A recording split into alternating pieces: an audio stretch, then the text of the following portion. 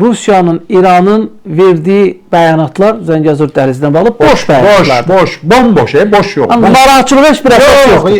İran bilirsiniz nətərdir? O bizim tərəflərdə bir söz var da, deyir o vuran oğul dayısına gənəşməz. Yani elə bir şey var. İran vuran olsaydı bu vaxta kimi vurardı. Elə Rusiyanın özü də vuran olsaydı bu vaxta kimi vurardı. İran sadəcə boş-boş bəyanatlar verir.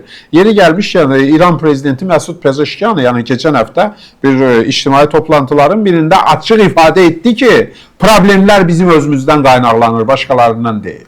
Yani bu ölkənin artıq bunu anlayan prezidentin mövqeyi bəllidir İranda. Təbii, problem yaradan dini rəhbərlikdir. Yəni Xamenei rejimidir. O kəsim. Mollalardır. İndi Xameneinin də çox ağır xəstə olduğu haqqında xəbərlər gəlməyə başlayıb. İndi bilmirəm, bu da siz bayaq anons verdiniz, Əli Kərimlini onlar müdafiə eləyir.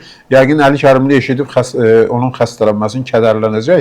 Çünki adam xəstələnibsə müdafiəsində bir axsaqlıq falan olar.